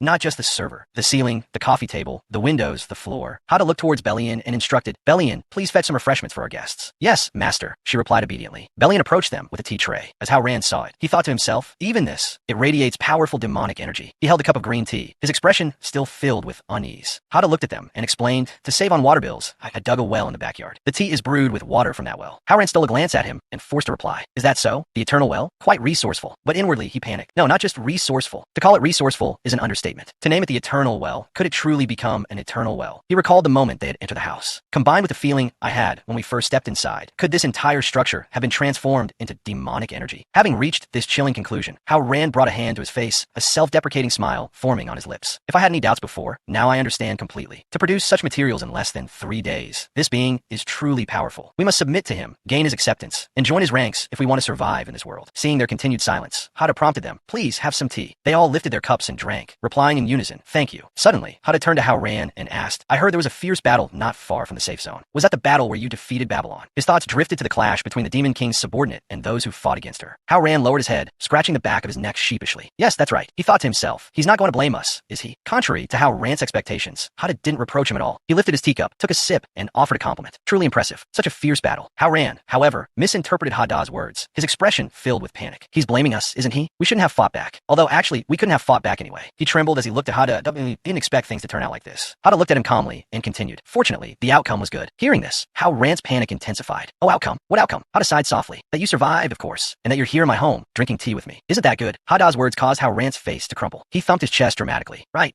We came right away. Not a moment's delay. We came straight here to report. Hada raised his teacup again, looking at Hao Ran. Precisely. So, I must congratulate you on your continued existence. A wave of relief washed over Hao Ran. We lived. He placed a hand on his chest, a smug expression spreading across his face. He's accepted our request for help, he thought. Hada looked at the group. Drink your tea. Yes, sir, they chorused. Suddenly, Hada turned to Enlu. You finished the roast chicken from last time, haven't you? Touched by his concern, Enlu replied, yes, sir. Lord Hada Hada truly understands the battle we just faced, she thought. He knows I used the victory pledge chicken. Hada opened his system interface. I have quite a surplus. It's taking up space. I'll share some with you. A system notification appeared beside Enlu. Received 20 roast chickens from Hada. The same notification appeared for everyone in the group, much to Hao Ran and his companion's astonishment. Enlu gazed at Hada with gratitude. The supreme victory pledge chicken. Such a precious treasure. And he gave us each 20. She thought, Lord Hada, I will not betray your kindness. And neither will they. She suddenly turned to her companions, a fierce glint in her eyes. Hao Ran, unnerved by her intense stare, quickly looked away. My teammate is a bit intense but manageable for now, he thought. As long as the Demon King approves of us, everything will be fine. If nothing unexpected happens, we can secure our victory and finish this game. Suddenly, a doorbell rang. Hada glanced at a monitor. Someone's at the door. It was Jordan. He held a small gift box and addressed the group. I heard there was a bit of skirmish outside. I came to offer my condolences. Hada went to the door to invite Jordan in. Jordan, what a pleasant surprise. To what do we owe the honor? Jordan walked inside, repeating his earlier statement. I heard there was a bit of skirmish outside. I came to offer my condolences. Mr. Hada, is everything all right? If you need anything, don't hesitate to ask. Just then, Jordan noticed the two small demons peeking out of Hada's pockets. He froze. He turned around, an expression of deep suspicion etched on his face, silently questioning the scene before him. Isn't Bellion dead? Why is he here? And there's another one? Jordan's gaze slowly drifted downwards, a creeping unease settling in as he sensed a disturbing energy. Something's not right, he thought, a tremor of alarm in his silent words. How did this architecture become saturated with demonic energy? Jordan's head snapped back up, his eyes widening at the sight that greeted him, leaving him utterly speechless. The room was adorned with a staggering array of weapons and armor. War materials, Tier 1, war materials, Tier 2, enchanted wooden soldiers, war materials, Tier 3, weaponry. As if unable to believe his eyes, Jordan quickly raised a hand to cover his mouth, stifling a cry. He really is preparing to destroy the world, he thought in a panic. This entire structure is his stronghold. Jordan's gaze followed Hada's retreating figure. Did we do something wrong? Did we upset him somehow? His expression hardened as he made a decision. He had to appease Hada. Following behind, Jordan entered the living room. The sight of Hao Ran and his companions stopped him short. It's the team that cleared the purified apartment complex instance. What are they doing in the Demon King's house? Hao Ran, equally surprised, thought Jordan. Why is he here? As if a sudden realization struck him, Hao Ran's expression shifted to one of astonishment. Don't tell me. Jordan sauntered over to a nearby sofa and sat down next to Hada, a smug look spreading across his face. So, they sensed the Demon King's unusual behavior before I did, and came here to investigate. Huh? As expected of humanity's top team. Truly elite. It eases my heart. He extended a hand towards Hao Ran, winking conspiratorially. Let's work together to stop the Demon King from destroying the world. This gesture only served to heighten Hao Ran's anxiety, leaving him visibly restless. Hada looked at them quizzically. Oh, by the way, do you all know each other? Jordan nodded. Yeah, we know each other. Hao Ran remained silent, observing the exchange. Hada continued. They're the ones who quelled the recent great battle. Surviving that couldn't have been easy. You must have suffered heavy casualties, right? Jordan, confused by what seemed like a deliberate taunt, hesitated before replying. Yes, casualties were unavoidable. Hada's voice took on a melancholic tone. Honestly, this world is so interesting. I really don't want to see it destroyed like this, but my hands are tied. He then exclaimed with forced enthusiasm. I can only rely on you all to save it. Jordan's mind raced. I understand now. He's bored, so he wants to destroy the world. If that's the case, he lowered his head and spoke in a grave tone. I know what to do. Hada, caught off guard, asked no. Know what? Jordan asked, his voice trembling slightly. If you want something interesting, Hada Xinxing. Do you find spirits interesting? Hada's eyebrows shot up in surprise. Spirits? Are there spirits in this game? Jordan replied softly. I know of an unexplored region, said to be the ancient kingdom of the spirits. With a little searching, I'm sure we could find some. Hada's voice was filled with excitement. That sounds intriguing. If I have a chance, I'd really like to see that. Jordan, emboldened by Hada's reaction, exclaimed, Great, I'll go catch some. Hada's eyes widened. Catch? What do you mean catch? Hao Ran thought sarcastically. Oh, this is going to be good. It's truly pathetic to see the so-called hope of humanity grovel before the Demon King like this. Hada muttered, feigning embarrassment. Even though Jordan holds me in such high regard, which I appreciate, I'm merely a newcomer. I truly lack any real fighting prowess. He turned his head to look in another direction before adding, For the future of humanity, he is the one you should be focusing on. Both of their gazes shifted towards Hao Ran. Hada calmly stated, He is the most exceptional player. Hao Ran's eyes widened in surprise. Panic swelled within him. Wait a minute, he thought frantically. Does Lord Hada misunderstand my relationship with Jordan? Thinking this, he blurted out, Actually,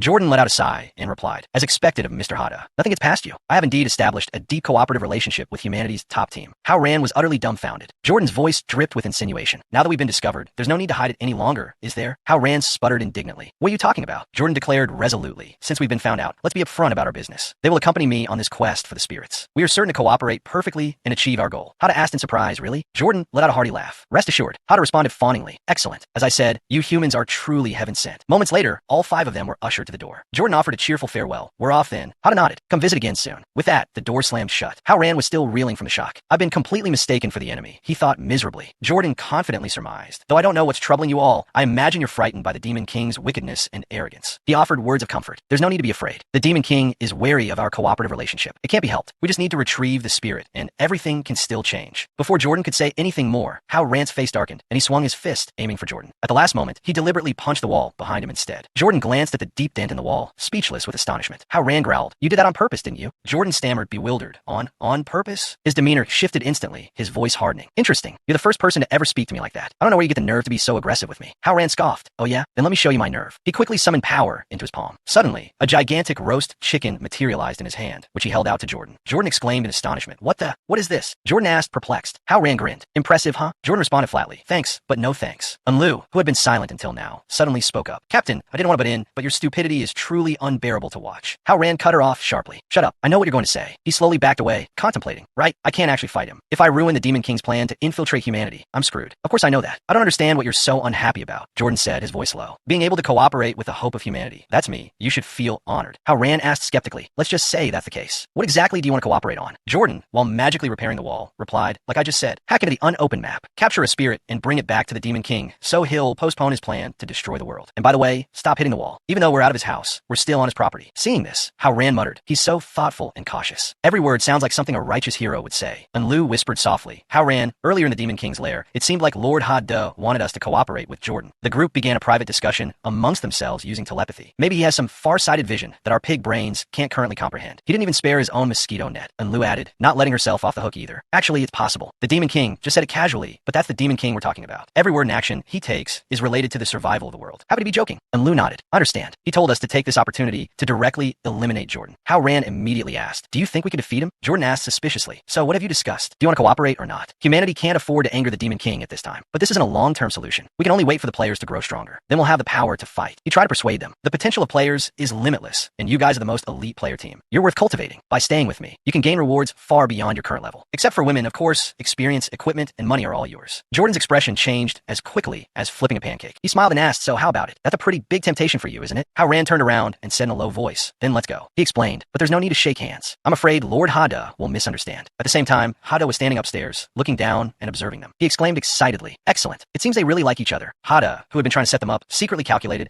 I must cling tightly to the thighs of humanity's top team and big brother Jordan. If I encounter difficulties, I won't know who to turn to for help. He chuckled to himself. I'm such a genius. Bel-I-Am and Babylon, seeing this, were filled with admiration. Although they didn't know what the Demon King was doing, they thought, he truly is a genius. A while later, at a place surrounded by ancient ruins, Hao Ran stopped, bewildered. He asked suspiciously, is this the place you were talking about? Jordan smiled and replied, exactly. They were now standing before a giant magic sphere. This is the ancient Elven Kingdom, a restricted area. Level 92 to undetermined level. Jordan's voice dropped. Unlike a dungeon, this is an unopened part of the map. This is where we need to hack in. He spoke calmly. I don't know what's behind this door. The only thing I can confirm is that the level of the monsters inside far exceeds the current dungeons, and may even be higher than the demons who came to Earth. The first lesson in the special training course on Worldview began. Jordan started to explain what spirits were. Besides humans and demons, there used to be a parallel race in our world. 69 and Xia Yuan were fast asleep, oblivious to the world. Only Hao Ran remained, nodding sleepily. So, that's how it is, he murmured. Dulan, ever inquisitive, asked, so originally this world wasn't just inhabited by humans and demons? It says so in the main storyline. Haven't you guys read it? Jordan rolled his eyes and replied hesitantly. Of course, I skipped all that to keep up with the progress. How else could we stay ahead of everyone else and maintain our top team ranking? Dulan's voice softened. The setting establishes that human skills and technology come from the god, Emoshi, who uses divine power to fight against the brutal demons. The two sides have been at war for over 1,000 years. The world is in constant conflict. He continued in a low voice. During this period, races unable to compete with humans and demons for resources gradually went extinct. But there was actually another race that could rival humans and demons. Hao Ran asked, surprised, you guys fought that fiercely? Jordan emphasized, it was the elves who could wield the power of nature. It was a potent energy that could tip the scales. He explained, however, the elven princess, unwilling to side with either faction, sacrificed herself to seal the elves' power. To this day, elves have become legendary beings. Dulan asked doubtfully, got it? Hao Ran replied softly, got it. So, even those who didn't take sides were killed by you guys. Jordan added, beyond this door lies where the elves once lived, but I'm not sure if any remain inside. Suddenly, the system issued a warning. Players are advised not to enter. Do not enter. Do not enter. Do not enter. Hao Ran, perplexed, asked. A warning dialog box just popped up. What level are we that we're already here? Why don't you just take us straight to heaven? Jordan replied casually, as long as it can amuse Ha De, it's worth taking a little risk. Besides, to avoid being unprepared like last time, I brought all the family treasures. He then began unfurling a carpet and pulling out items. A torture mask, venomous traps, hellish shackles, and so on. Jordan pulled out 10 more items, like a demon's frying pan, a comfortable hair tie, and a never-cool iron. As he arranged them, he said, and there's still more. Hao Ran and 69, dumbfounded, stared at him, having long since run out of curses. The hope of humanity, to amuse the Demon King, had prepared a pile of wicked paraphernalia. Hacking into a restricted area, treasure hunting. Stepping into an ancient stone cave, Jordan, raising his hand as if examining an item, said, what I've shown you is just a fraction. Anyway, leave the fighting to me. Don't worry. Hao Ran, feeling reassured, replied, well, we're definitely not worried now. Seeing their trust trust, Jordan quickly took the lead, boasting, "I'll equip you all with experience, money, and items gained through exploration. Understood? Then let's go." He feigned enthusiasm with exaggerated cheer. "Great, wonderful, I'm so excited." Meanwhile, Hada, for the first time paying attention to his surroundings, proudly declared, "Excellent. You've finally realized how beneficial my assistance is." Had Hao Ran been able to turn around and see the utterly nonchalant expression on Hada's face as he replied, he surely would have been enraged enough to spontaneously combust. Hada, his face still flushed with self-satisfaction, continued, "Although your personalities are unpleasant, quite rude,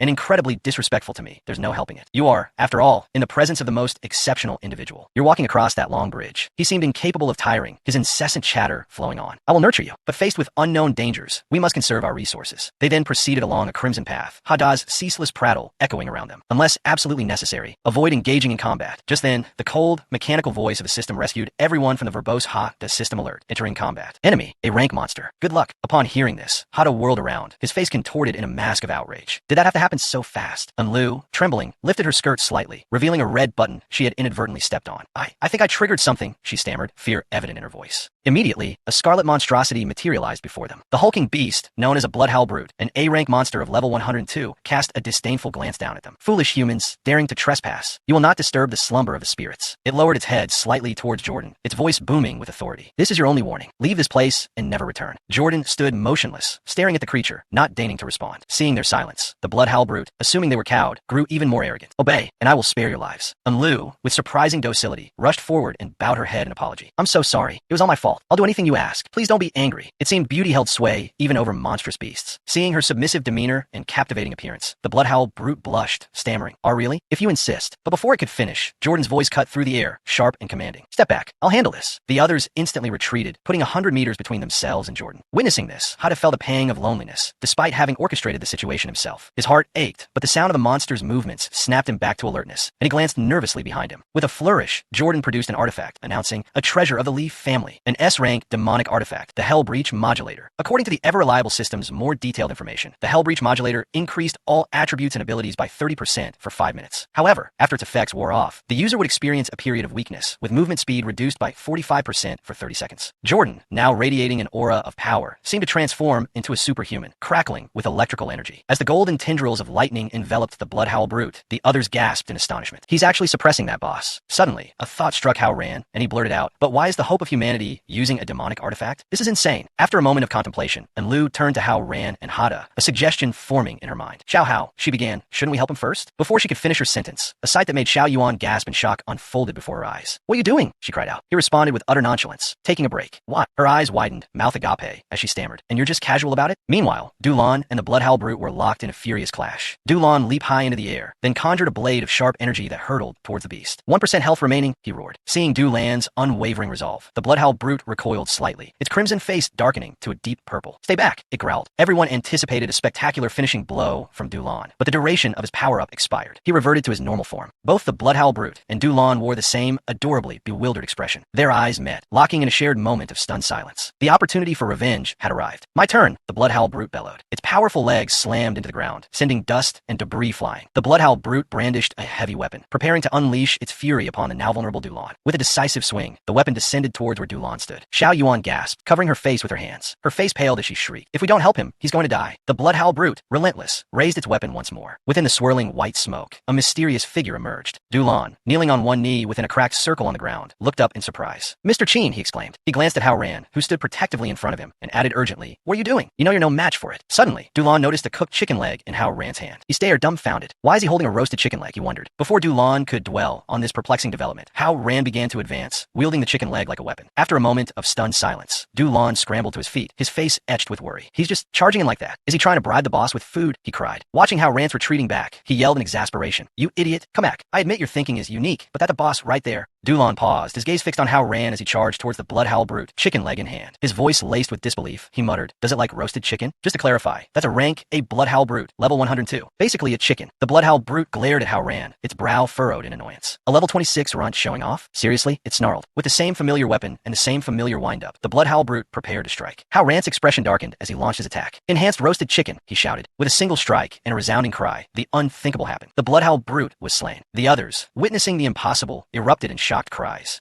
He actually killed the boss. Jordan seemed to desperately need a chatbot at that moment. His face, slack with bewilderment, trembled as he muttered, I don't understand." Hada couldn't help but cast a sparkling glance towards Hao Ran, thinking to himself, as expected of a divine artifact bestowed by the Demon Lord. It looks so unassuming, yet possesses such immense power. Xiao Yuan, standing beside him, wore a similar expression. Such a powerful artifact, she mused. And he gave us 20 each. In the next instant, Du Lan lunged forward, grabbing Hao Ran by the collar and yelling, "You had something like this and didn't use it sooner?" Hao Ran's expression was utterly infuriating as he replied, "You said you were prepared." The moment his words left his mouth, Du Lan released his grip. He turned, adjusting his tie with a newfound air of composure, and said in a low voice, "Indeed, prepared enough. Once it's weakened, I can finish it off. I'm quite confident in my ability to take a hit." Seeing Hao Ran's bewildered expression at his sudden shift in demeanor, Du Lan added, "All right, let's see the reward for killing the leader." A pristine gem. He conjured a blue gemstone in his hand and winked at the group. Hao Ran spoke up, "As I said, it's all yours." Du Lan then used a rune-inscribed bandage to heal his wounds and restore 40% of his health. While Du Lan examined the gem, Xiao Yuan beside him couldn't contain her excitement. "I can't wait." Hada, standing nearby, cleared his throat nervously and said, "Are you sure you're not cursed with bad luck? Maybe I should." A moment later, Hao Ran pulled out a considerable number of items. Looking them over, he exclaimed with some surprise, "Oh, these rewards are actually not bad at all." He couldn't help but start calculating. This is more than enough to achieve financial freedom in the early stages. And the elemental, ore, and earth source will be essential for upgrading equipment later on. The system interface quickly appeared, listing all the items. Received 15 gold, 43 silver, 33 copper. Received thermal fission core, usable for weapon breakthrough. Received rare, or pulsating earth source. Despite the substantial haul, Hao Ran still pondered with a touch of embarrassment. "It's a pity, compared to the roasted chicken the Demon Lord gave me. This is just garbage. I'm feeling more and more fortunate to be the Demon Lord's lapdog." Xiao Yuan spoke up, asking a few questions. "No equipment drop?" Hada, glancing over, replied, "Definitely cursed with bad luck. I should have opened it." With a hint of regret, he added casually, "It's a bit of loss compared to a roasted chicken, but it's better than nothing. We'll split it later." Du Lan, who had been silently observing from behind, seemed to be deep in thought. After a moment of contemplation, he finally spoke. "I just remembered something." His face darkened, as if facing a mortal enemy. Du Lan's eyes narrowed, fixing on the three of them as he said, "That item you just used, so powerful. It's no ordinary thing. Where did you get it?" His hand slowly materialized a sword. His tone, though calm, carried the weight of an interrogation. "Don't tell me. The Demon Lord gave it to you?" Du Lan brandished his sword, ready for combat. He questioned suspiciously, "Such a powerful item. The Demon Lord gave it to you, didn't he?" Xiao Yuan flinched, startled by the accusation. Panicked, she quickly fabricated an excuse. "We found a rare treasure chest while leveling up. Just a 998 credit investment for a super powerful item." She had read through Xiao Yuan's instruction manual, yet beads of sweat still trickled down her forehead. Maintaining a forced composure, and Lu blurted out, "We're so lucky." Hao Ran quickly chimed in, "That's right, exactly." Meanwhile, Du Lan discreetly reached for the weapon at her hip, preparing to roast some chicken. She carefully observed Jordan's every move, a wary thought echoing in her mind. Level 20. Picking up an item that can easily kill a level 100 monster? Such an absurd lie. Only a fool would believe it. Jordan, his face darkening, looked at them without a word. Seeing his reaction, Du Lan's guard intensified. This doesn't feel right, she thought. We might have to fight. But then, to her astonishment, Jordan turned and walked away, issuing a casual command. "You guys divide up the rewards. I'll go ahead and scout." Du Lan was stunned. Did he actually believe it? Could be. Her face froze, a mask of disbelief. Is he really that gullible? At that moment, Hao Ran turned to Du Lan with a slight smile. "Actually," he began, "Du Lan, you gave me a good reminder earlier." She looked at him quizzically. "Reminded you of what?" Hao Ran paused, then explained,